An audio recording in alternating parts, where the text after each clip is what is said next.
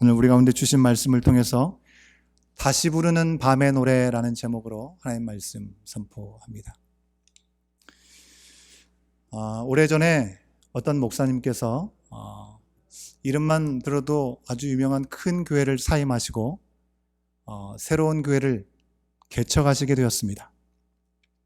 그런데 이 교회를 사임하시기 전에 교회 안팎으로 그 목사님이 바로 큰 물줄을 갖게 되었다라는 소문이 돌기 시작했습니다. 이 목사님은 그런 말을 하는 사람이 참 기가 막혔습니다. 그럼에도 불구하고 그게 도대체 무슨 소리냐라고 따지거나 반박하지 않으셨습니다.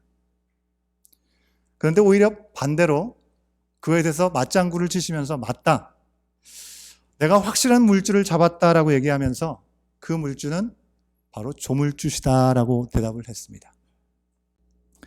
여러분, 오늘 우리 중고등부 친구들이 같이 찬양팀에 조인하기도 했고 우리 가족들과 함께 우리 예배를 드리는 우리 친구들도 있는데요. 우리 친구들은, 중고등부 친구들 가운데는 조물주, 물주, 이게 한국말이지만 무슨 말인지 잘 모를 것 같아요. 그죠? 영어로 하면 훨씬 더 쉬울 것 같습니다. 물주 하면 뭐가 되겠습니까? 물주 하면 스폰서가 물주입니다. 물주. 예. 뭔가 물질적으로 후원하고 지원하는 게 바로 물주라는 말이고요. 조물주는 뭘까요? 조물주는 영어로 하면 creator. 그죠? 세상을 창조하신 분. 그죠? 천지 창조자, 바로 하나님을 creator, 조물주라고 우리가 얘기를 하게 되는 것이죠. 분명히 영어에서는 너무나 다른 표현이지만 한국말에서는 글자 한자 차이일 뿐입니다. 물주와 조물주. 아주 비슷한 말인 것 같지만 도무지 비교조차 되지 않는 표현이라고 하는 것이죠. 여러분, 물주는 그저 재정적인 도움을 주고 후원하는 정도의 일을 할 뿐입니다. 하지만 조물주처럼 세상과 우리의 인생을 책임져주고 주관자가 되어줄 수는 없기 때문에 그런 것이죠. 여러분, 오늘 본문 말씀에서 1절에서 하나님을 부르짖었다라고 얘기하고 있고요. 2절에서는 주를 찾았다라고 고백하고 있는 것을 우리가 확인할 수 있습니다. 원어에 보면 히브리어에 바로 이 하나님을 엘로힘이라고 얘기를 하고 있습니다. 엘로힘, 바로 이 천지를 창조하신 조물주 하나님을 표현하고 있는 것이고요. 능력의 하나님을 표현하는 것이죠. 2절에서 나온 주라고 하는 것은 아도나이라는 히브리어인데요. 바로 나의 주인, 주권자라는 그런 의미를 가지고 있습니다. 나의 모든 삶에 대해서 주권자가 되시고 종된 나의 삶을 주관하시는, 다스리시는 하나님을 향해서 본문의 오늘 말씀의 시편 기자는 하나님을 부르짖고 하나님을 찾고 있는 것입니다. 시를 시작하자마자 능력의 하나님, 인생의 주관자가 되시는 하나님을 부르짖고 하나님을 찾는 이유가 무엇이겠습니까? 우리랑 크게 다르지 않죠? 여러분, 우리가 언제 하나님을 부르짖습니까? 우리가 정말 매달릴 수밖에 없는 나의 인생의 문제를 해결할 수 없을 때, 곤고한 삶의 자리에 놓이게 되었을 때 하나님을 찾는 것처럼 바로 환난의 시간 가운데 그가 지나고 있었기 때문에 하나님을, 주를 고백하며 부르짖고 찾고 있었던 것이죠. 그런데 그가 당했던 환난이 무엇인지 우리는 구체적으로 알 수가 없습니다. 그가 시인이 개인적으로 당하는 어려움 가운데, 고통 가운데 있었는지, 아니면 나라적으로 큰 위기 가운데 처한 상황이었는지 우리는 알 수 없습니다. 하지만 우리가 분명하게 알 수 있는 것은 이 시인이 지금 경험하고 있는 이 고난, 이 환난이라고 하는 것은 도무지 감당할 수조차 없는 고통이고 문제였다고 하는 것이죠. 그가 그의 하나님을 부르짖고 그의 주님을 의지하고 손을 들고 기도하기를 멈추지 않았는데도 불구하고 그가 위로를 받지 못했습니다. 그렇기 때문에 그의 고난이 얼마나 심중했는지를 우리가 생각해 볼 수 있는 것입니다. 여러분, 2절 마지막에 보면 이렇게 기록되어 있습니다. 여러분들 화면 보시면 알 수 있겠죠? 내 영혼이 위로받기를 거절하였도다. 하나님을 부르짖고 주를 찾는 그가 하나님께 기도했는데 위로받기를 거절했다라고 고백하고 있습니다. 여러분, 이 표현을 우리가 한국말로만 들으면 왜 위로받기를 거절했을까라고 생각을 하게 되죠. 그런데 이 표현은요, 지금 자신이 자기의 의지대로, 자기의 마음대로 독립적으로 삶을 살려고 이 위로를 주시는데도 불구하고 위로를 내가 거절한 것, 그렇게 이해해서는 안 되는 말씀입니다. 위로를 받고 싶고, 그래서 손을 들고 주님을 높이고 있는 그의 모습을 보더라도 그는 위로가 절실하게 필요했던 사람입니다. 그런데 위로를 받지 못했다는 것입니다. 그러다 보니 이제 시인은 하나님은 이 하나님을 기억하면서 찾다가 오히려 마음이 상할 수밖에 없게 된 것이죠. 왜? 하나님은 분명히 그를 찾을 때 하나님께서 응답하시고 위로해 주시는 분이라고 믿고 있었는데 위로가 오지 않기 때문이죠. 그래도 이 사람이 그래도 하나님께서 나의 인생을 지금까지 주관해 주셨고 모든 것을 이끌어 주신 분이시기 때문에 끝까지 그분을 의지해야지, 나는 문제없어, 그렇게 이야기가 끝난 것이 아니고요. 하나님을 바라보고 하나님께 기도했는데도 불구하고 문제가 해결되지 않으니까 하나님 도대체 어디에 계신 것입니까? 도대체 지금 무엇을 하고 계시는 것입니까? 왜 나한테 이러시는 것입니까? 너무하신 거 아닙니까? 라고 마음이 상해버린 것입니다.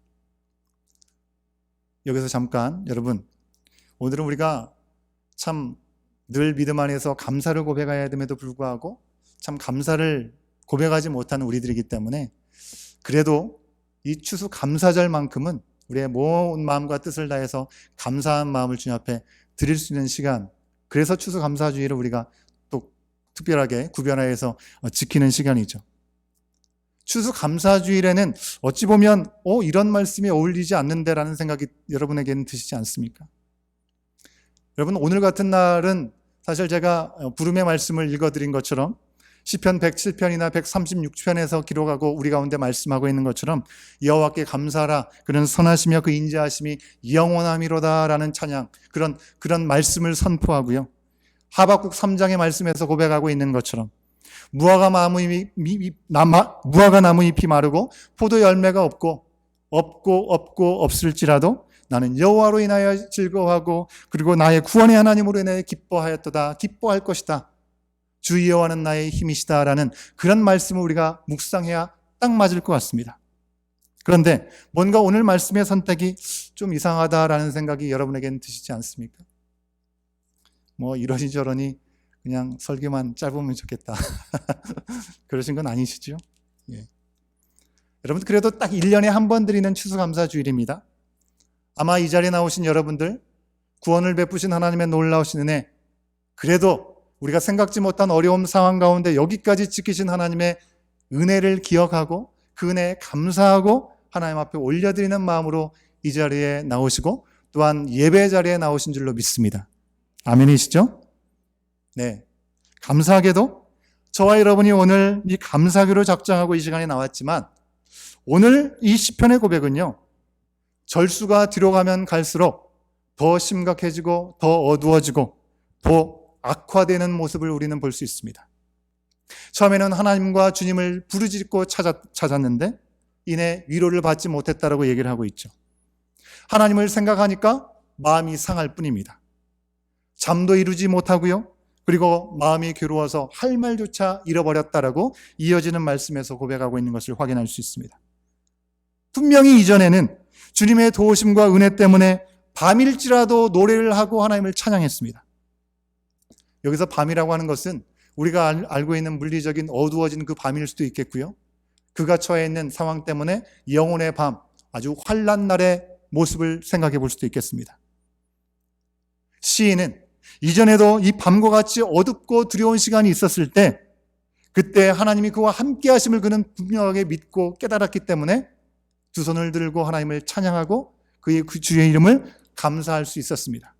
그런데 지금은 밤에 부르짖을지라도 들으시지 않으시고 아무런 반응이 없으신 주님 앞에 주님의 은혜가 거두어진 것 아닌가? 나를 완전히 버리신 것 아니신가? 은혜를 베푸시지 않기로 작정을 하신 건가? 그 사랑과 그 은혜를 이제는 끝맺으신 것인가? 나에게 혹시 화가 나셔서 긍휼을 거둬가신 것인가? 별의별 생각을 다 할 수 있게 하는 그런 상황이 된 것입니다. 여러분, 긍휼이라는 말이 무엇입니까? 이 말은요, 아기가 엄마 뱃속에서 잉태가 되고 이 아이를 보호해주는 기능을 하고 있는 자궁에서 나온 말이 긍휼이라는 말입니다. 오늘 본문의 시인은요, 전에는 엄마 뱃속의 아기처럼 안전하게 보호받는 느낌을 가지고 있었는데 이제는 홀로 내버려진 것 같은 그런 마음, 그래서 견딜 수 없는 고통 가운데 놓이게 되었습니다. 이처럼 시편 77편의 기자는요, 1절부터 9절까지의 말씀까지 숨도 쉬지 않고 한숨에 쭉 이어가지고 괴로운 자신의 심정을 호소하고 한탄하면서 탄식하는 고백을 하고 있는 것입니다. 도대체 그의 인생을 이끄시는, 도우시는 주님, 못하시는 것이 없이는 능력의 하나님께서 도대체 어디서 무엇을 하시기에 그가 이토록 고통하고 어려움 가운데 고백하고 있는데도 침묵하고 계시는 것일까요? 그런데 여러분, 이제 10절부터 20절까지의 말씀에서 시인은요, 1절부터 9절까지의 말씀과 아주 완전히 다른 고백을 하고 있는 것을 볼 수 있습니다. 10절 말씀은 이렇게 고백합니다. 10절 말씀 제가 읽어드립니다. 또 내가 말하기를 이는 나의 잘못이라 지존자의 오른손에 해. 여러분, 이 말씀을 쉬운 번역으로 보면 조금 더 이해가 쉬울 수 있는데요, 쉬운 성경은 이렇게 말했습니다. 그때 나는 중얼거렸습니다. 하나님의 약속과 사랑을 믿는 나의 믿음이 약해진 거야 라고 스스로 깨닫게 됐습니다. 우리말 성경에서는 이 표현을 이렇게 번역했습니다. 그리고 나서 나는 말했습니다. 내가 정말 연약하기 짝이 없구나. 지극히 높으신 분의 오른손에 붙잡혀 있을 때를 기억해보자 라고 번역했습니다. 여러분, 처음에 시인은 뭔가 고통스러운 현실 앞에서 하나님만이 내 문제를 해결해 줄 수 있는 분이라고 굳게 믿고 기도했습니다. 하지만 어쩐 일인지 내가 원하는 시간에 내가 원하는 방법으로 하나님께서 응답해 주시지 않고 아무런 말씀도 하시지 않으니 하나님께 불평하고 원망하고 비난을 쏟아내기 시작한 것입니다. 그런데 이제 하나님과 자기의 관계가 이젠 더 이상 진전될 것도 없다라고 생각하고 이제는 더 이상 없던 걸로 하고 싶다라고 말할 수 있을 만큼 하고 싶은 말을 다 내뱉고 난 후에 가만히 생각해 보니까 지금의 문제는 하나님이 아니라 자기 자신에게 있다라는 것을 깨닫게 된 것입니다. 아, 하나님이 아니고 나에게 문제가 있었구나. 내 안에 믿음이 약해진 게 문제네 라고 깨닫게 된 것입니다. 여러분, 이 작은 깨달음은 이제 시인의 고백을 180도 바꿔놓고 있습니다. 지금 당장 겪게 되고 있는 고통과 괴로움의 문제 때문에 하나님에 대해서 오해를 했었는데요, 그 마음이 달라진 것입니다. 잘 생각하고 기억해 보니까 하나님은 지금까지 돕다가 그 도움의 손길을 멈추신 것이 아니었구나. 하나님은 지금까지 나를 돕지 않으신 적이 한 번도 없으시구나라고 그는 이제 다시금 깨닫게 되었습니다. 지금까지 행하신 일들을 기억하고 묵상해 보니까 하나님은 절대 나를 버리지도 그리고 나를 잊지도 않으셨다는 것을 그는 깨닫고 고백하고 있는 것입니다. 12절 말씀을 한번 볼까요? 12절 말씀입니다. 제가 읽겠습니다. 또 주의 모든 일을 작은 소리로 읊조리며 주의 행사를 낮은 소리로 되뇌이리이다 라고 기록하고 있습니다. 바로 주의 모든 일을 작은 소리로 읊조린다라고 얘기하고 있죠. 주의 행사를 낮은 소리로 되뇌인다라고 얘기하고 있습니다. 여러분, 읊조린다, 되뇌인다라는 말, 우리가 흔히 쓰는 표현으로 한다면 어떤 표현이 되겠습니까? 묵상한다라는 말입니다. 묵상한다. 예. 우리는 보통 어떤 문제가 생기면 그 문제와 우리가 찾아온 고통과 그런 그 상처들을 계속해서 묵상하고 묵상합니다.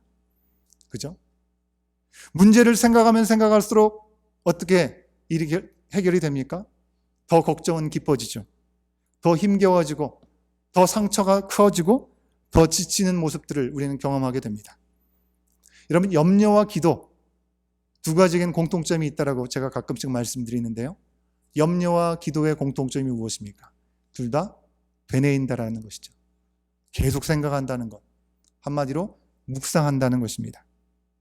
염려는 뭔가 잘못된 것을, 그 문제를 계속해서 묵상합니다. 기도는요, 하나님께서 행하실 일을 믿음으로 기대하면서 기도하는 것이 바로 묵상하는 것이 기도라고 하는 것이죠. 예를 들어 볼까요? 여러분, 우리 자녀들이 있습니다. 자녀가 정말 위험해 보이는 친구와 어울리게 되면서 공부도 잘하지 않고 시험 성적도 뚝뚝 떨어집니다. 그것을 알게 되고 그것을 보게 되는 부모는 하루 종일 자녀의 이 문제를 되새기고 읊조리면서 그것을 묵상하게 되는 것이죠. 머릿속에서는 하루 종일 이 아이가 어떻게 될까라는 근심과 걱정이 들어옵니다. 이 아이가 공부를 못하면, 그리고 비뚤어져서 학교도 제대로 나가지 못하면 시시하게 인생이 되지 않을까, 그런 생각을 하죠. 부모에게 독립도 하지 못하고 내 주위에 맴돌다가 무기력하게 살면서 결혼은커녕 연애도 하지 못하다가 무기력하게 그렇게 살고 있는 실패한 인생 백수가 되지 않을까, 거기까지 생각이 발전하게 된다는 것이죠. 이런 자녀에 대해서 최악의 상황을 생각할 때, 그 자녀를 바라볼 때 우리는 무슨 말을 내뱉을 수 있을까요? 얼굴을 보자마자 우라통이 치밀지 않겠습니까? 내가 누구 때문에 언어도 쉽지 않은 이곳까지 와서 이렇게 일을 하는데라고 얘기하고 싶은 마음이 들지 않겠습니까? 우리 자녀는 아무 생각 없이 오랜만에 마음이 잘 맞는 친구하고 만나서 신나게 놉니다.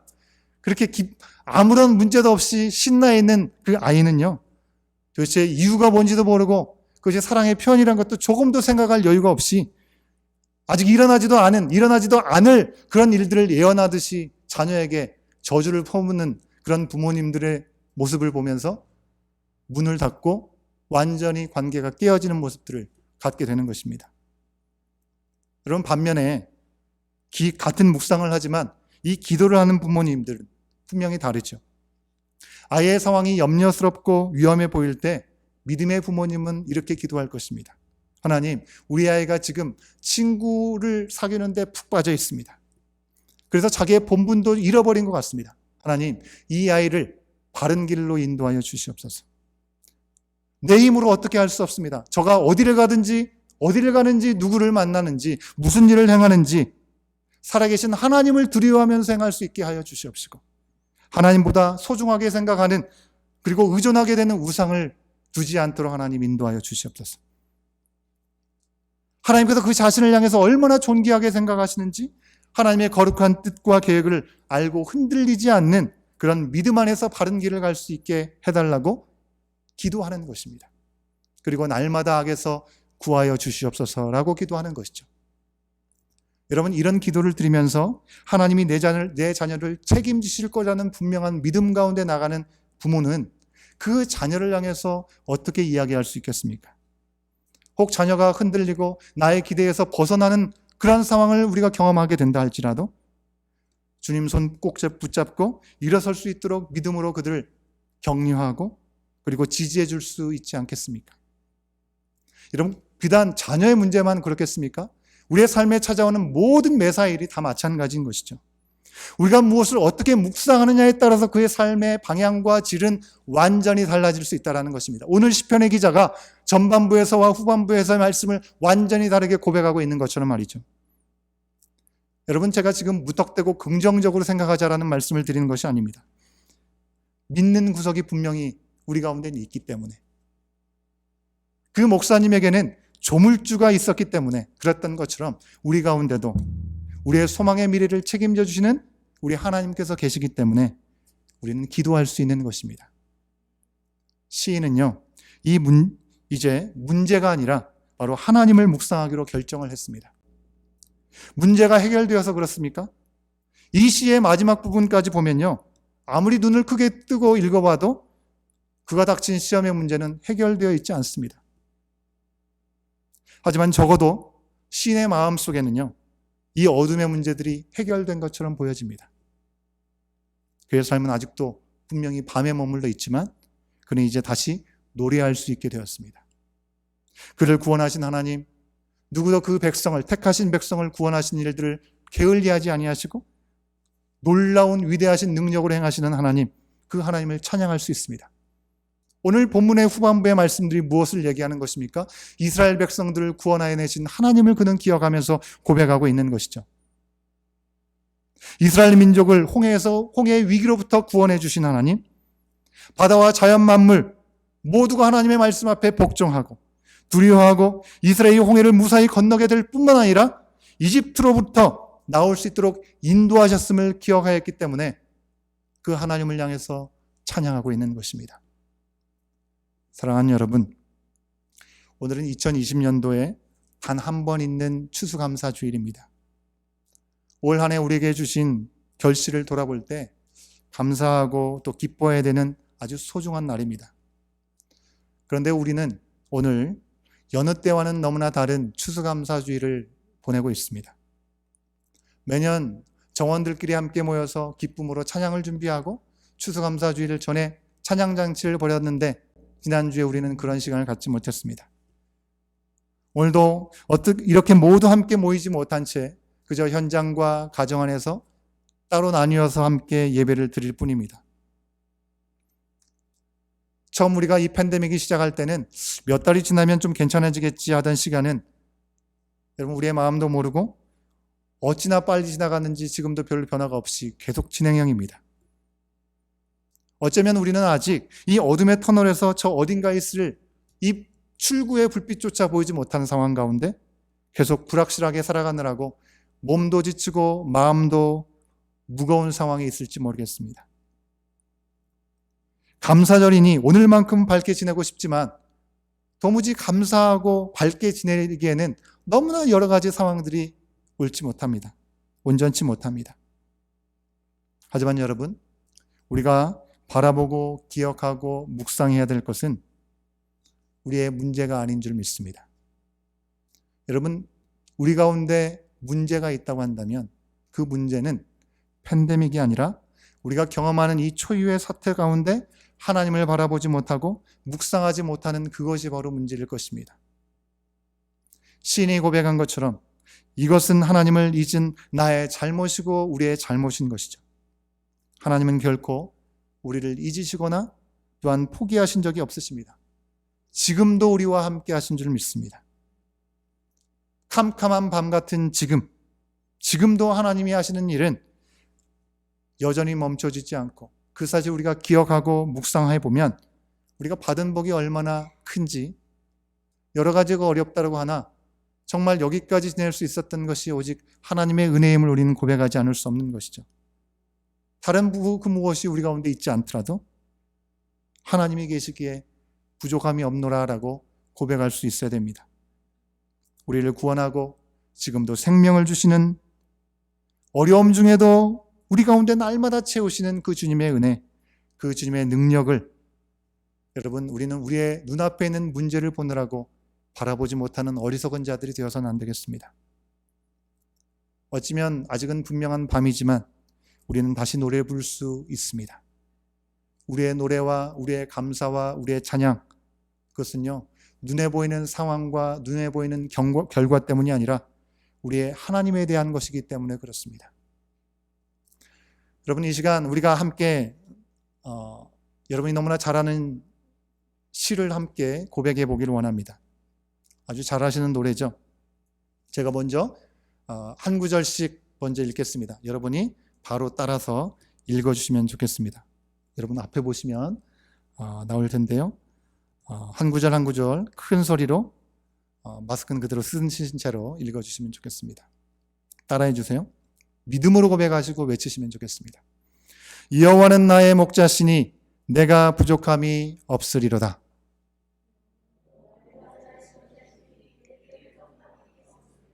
아멘.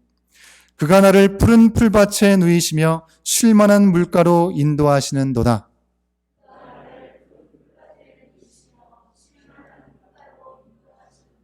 아멘. 내 영혼을 소생시키시고 자기 이름을 위하여 의의 길로 인도하시는도다.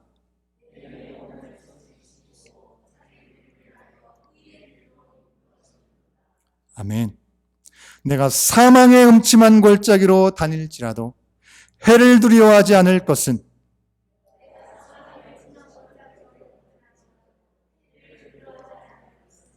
주께서 나와 함께 하심이라.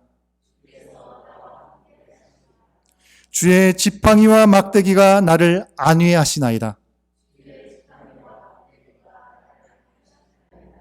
주께서 내 원수의 목전에서 내게 상을 차려 주시고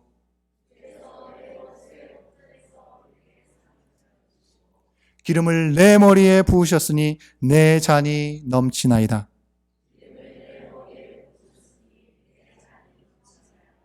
아멘. 내 평생의 선하심과 인자하심이 반드시 나를 따르리니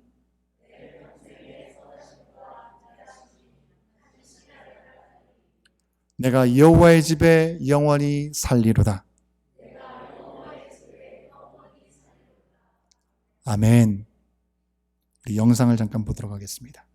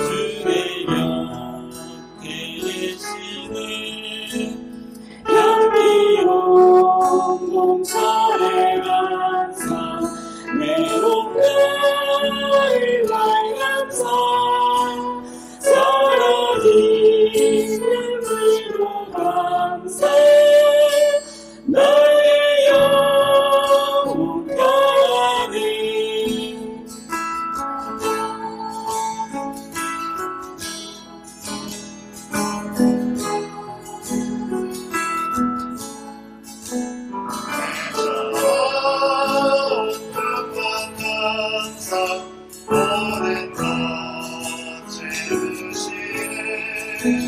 아픔과 기쁨도 항상 절망 중에 오면서 증명고 나를 내가서 계신 사랑 속사에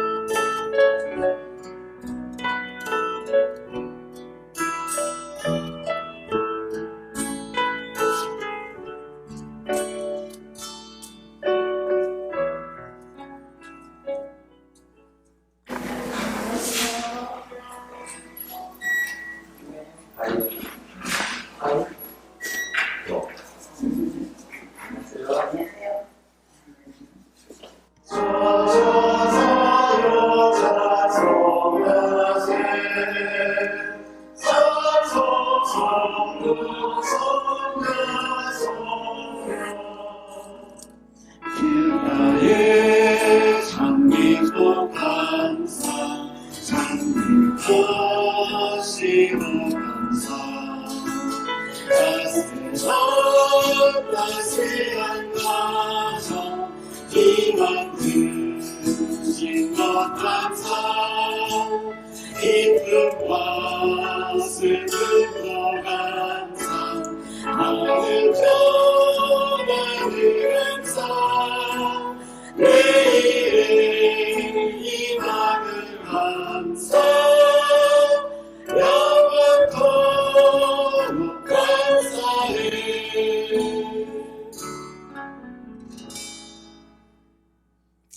우리 잠깐 기도하겠습니다. 우리가 감사주의를 맞이하면서 또 이 한 해를 지금까지 오면서 우리 가운데 허락하셨던 시간들을 잠시 돌아보시고요. 오늘 시편 기자를 통해서 우리 가운데 주신 하나님의 음성을 다시 한번 우리의 마음에 담고 기도하기를 원합니다. 이해할 수 없는 상황에서 눈물과 괴로움 가운데 하나님께 드려진 우리의 기도, 또 감사의 기도, 어떤 순간이었는지, 원망하는 우리의 마음이 감사의 기도로 바뀌었던 적이 있었는지, 혹은 원망이 그저 우리 가운데 그대로 남아있지는 않은지, 2020년 오늘 한 해 가장 힘들었던 우리들의 일은 어떤 일이었습니까? 가장 감사했던 것은 또한 무엇이었습니까?